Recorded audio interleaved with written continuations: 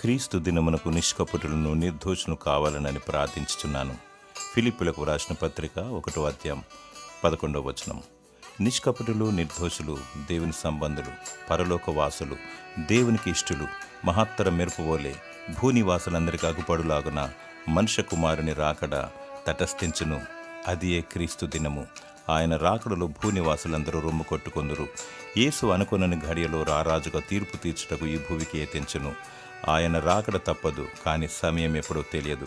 గనుక క్రీస్తు దినమునకు పరిశుద్ధముగా అగుపడాలి, ఎత్తబడి గుంపులో ఉండాలి.